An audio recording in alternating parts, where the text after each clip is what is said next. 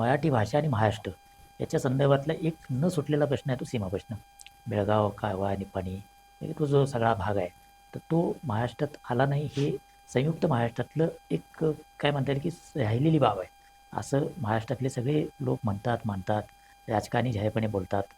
पण काही रिच्युअल्स करण्याच्या व्यतिरिक्त म्हणजे कर्मकांडच आहेत की विशिष्ट दिवशी त्याच्यावर बोलायचं, काळा दिन पाळायचा वगैरे वगैरे. याच्या पलीकडे ठोसपणे त्याच्यावर महाराष्ट्रातून काही होत नाही. बेळगावातले लोक लढत आहेत, तिथं अजूनही ती धग आहे, निपाणीत आहे. पण महाराष्ट्रातून त्याला काही खूप सपोर्ट मिळतोय असं दिसत नाही. या प्रश्नात आपण प्रत्यक्ष काम पण केलं आहे. हो. तर याचं भवितव्य काय दिसतंय? मी आता जवळपास 16 वर्ष ह्या प्रश्नावर काम करतो.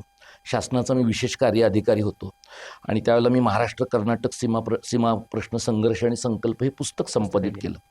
बेळगाव ते कारवार आणि बिदर ते भालकी असा 865 खेड्यांचा हा सगळा प्रदेश आहे. मला असं वाटतं की संयुक्त महाराष्ट्राच्या लढ्याच्या वेळेला ज्यावेळेला आपल्याला मुंबई मिळाली त्यावेळेला आपण जर आत्मसंतुष्ट होऊन ते आंदोलन थांबवलं नसतं, म्हणजे त्या बाबतीमध्ये अत्र्यांची भाषा जरी एसएमच्या बाबतीमधली योग्य नसली तरी सुद्धा अत्र्यांच्या भूमिकेत तथ्य आहे असं मला वाटतं की त्यांचं म्हणणं योग्य होतं की मुंबई मिळाली आहे पण सीमाभाग मिळाला नाही, तर आपण हा लढा थांबवता कामा नये. पण आता काळाच्या याच्यात मागे जाऊन बघण्यात अर्थ नाही, कारण त्यावेळच्या गोष्टी घडून गेल्या. आत्ता गेल्या 65 वर्षामध्ये तुम्ही बघा की म्हणजे हे म्हैसूर राज्य झाल्यानंतर निजलिंगप्पांनी अगदी सुरुवातीला म्हटलेलं आहे की मराठी लोकांचा काही एक प्रदेश आमच्याकडे आलेला आहे, चुकून आलेला आहे आणि तो योग्य वेळी आम्ही तुम्हाला देऊ. ती योग्य वेळ 70 वर्षात आली नाही त्यांच्या बाजूने. आता तुम्ही म्हणलात तसं आपल्या इकडं लोक काय करतात, इथं कोगनोळीच्या त्या ह्याच्यात नाक्यावर आपले लोक जाऊन आंदोलन करतात आणि ते कर्नाटकचे पोलीस त्यांना तिथंच अडवतात, 2 तास बसून सोडून देतात. सीमा भागातले लोक मुंबईमध्ये येतात तेव्हा सगळ्या राजकीय पक्षांना फेटे बांधतात. 2 प्रकारच्या लोकांना ह्या प्रश्नामध्ये गती होती आणि रस होता. एक म्हणजे शिवसेना हा पक्ष म्हणून आणि शरद पवार ही व्यक्ती म्हणून. म्हणजे शरद पवारांच्या पक्षाला काही खूप सहानुभूती त्याच्याबद्दल होती, आराराबांना थोडी होती, जयंत पाटलांना थोडीशी आहे, पण पक्ष म्हणून नाही. पण बाळासाहेबांनी पक्ष म्हणून त्यांचा शिवसैनिक पण इथे पणाला लावला आणि शिवसैनिक हुतात्मे पण झाले 1969 साली. आत्ताच्या घडीला महाराष्ट्रामध्ये हा प्रश्न नीट कळेल अशी एकमेव व्यक्ती आहे ती म्हणजे शरद पवार आहेत. आता बेळगावमध्ये काही प्रमाणात धग आहे. महाराष्ट्र एकीकरण समितीमध्ये पण 2-3 गट आहेत, तुम्हाला माहिती आहे. खानापुरात पण तशीच परिस्थिती आहे. ज्येष्ठांचं तरुणांशी पटत नाही, ज्येष्ठ तरुण मंडळींसाठी जागा मोकळ्या करत नाहीत, वाव देत नाहीत, ही परिस्थिती आहे. 2004 पासून 2026 पर्यंत 22 वर्ष सुप्रीम कोर्टात दावा आहे. तुम्ही वर्तमानपत्रातल्या बातम्या पाहिल्यात तरी तुम्हाला असं दिसेल की ते असं म्हणतात आता तारीख लागणार आहे, आता तारीख लागेल तेव्हा वकील येणार आहेत, आता त्याची तडच लागणार आहे. आणि तुम्ही महाराष्ट्रातल्या कोणत्याही समन्वयक मंत्र्याला भेटा, महाराष्ट्रातला कुठलाही समन्वयक मंत्री असं म्हणत नाही की या प्रश्नाची तड लागण्यासाठी मी काय करणार आहे, आम्ही तुमच्या मागे एक दिलाने उभे आहोत, असं एक पेटंट वाक्य आपले लोक उच्चारतात. तुम्ही सुद्धा या सगळ्या भागात फिरला असाल, मी अनेकदा फिरलो आहे. बेळगाव, निपाणी आणि खानापूर ही 3 शहरं आता अशी आहेत की जिथं मराठीच्या बाबतीतली धग खूप आहे. आणि निपाणी आणि खानापूर हे तर असे तालुके आहेत की जे महाजन आयोगाने आपल्याला तेव्हाही दिले होते.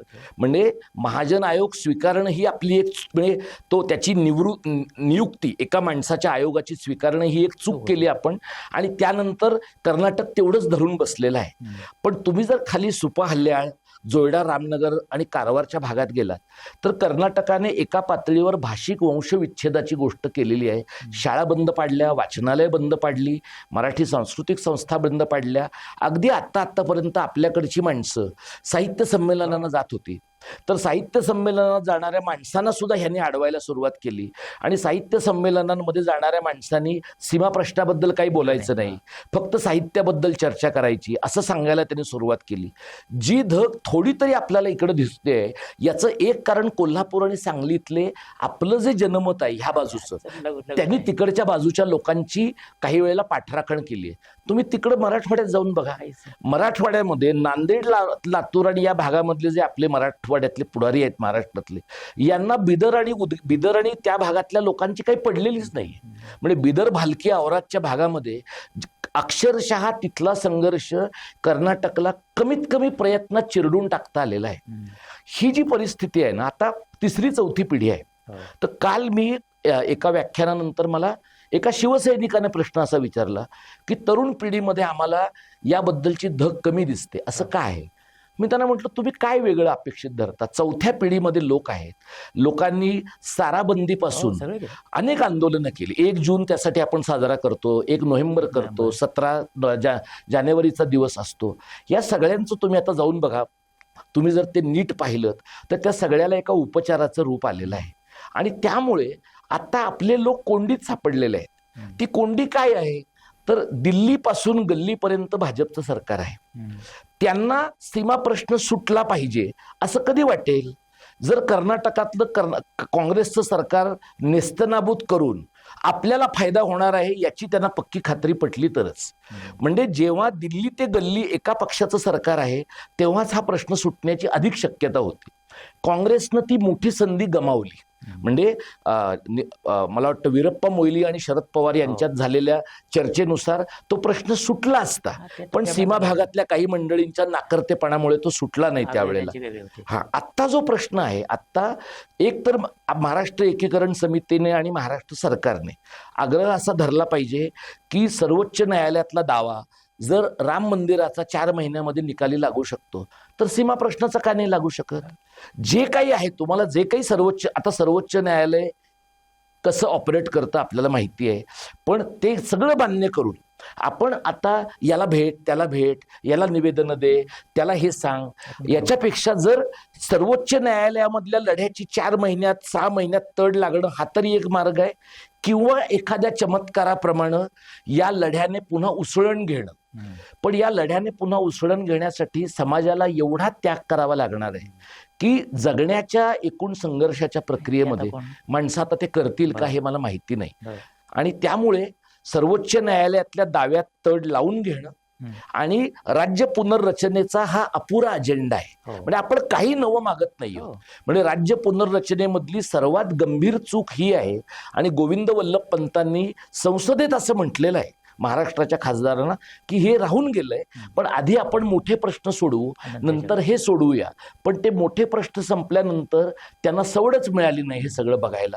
तर आत्ता मला वाटतं रस्त्यावरचा संघर्ष किंवा सर्वोच्च न्यायालयामध्ये कालबद्ध याचा निर्णय, हे 2च मार्ग आहेत. आणि ह्या 2 मार्गांसाठी महाराष्ट्र सरकारला बाध्य करणं, ते बाध्य करण्यासाठीचा लोकलढा, मग तो काही दिवसभराच्या तुमच्या खाऊन पिऊन केलेल्या उपोषणाने काही होणार नाही. ते रस्त्यावरचं आंदोलन आहे, सर्वसमावेशक आहे. आणि एक गोष्ट जी महाराष्ट्र एकीकरण समितीच्या लोकांनी पण लक्षात घेतली पाहिजे, हे सीमा भागातल्या सर्व मराठी बांधवांचं आंदोलन आहे, बांधवांचं आणि भगिनींचं. तिथला मुसलमान पण आपला आहे आणि तो चळवळीत होता, तिथला ख्रिश्चन आपला आहे. तर अजूनही म्हणजे वेळ गेलेली नाही असं म्हणण्यापेक्षा चांगली वेळ पुन्हा आणता येण्याची शक्यता आहे. पण त्या दृष्टीनं महाराष्ट्र आणि सीमा भाग हे लोक एकत्र काम करू शकतात का, हा कळीचा प्रश्न आहे.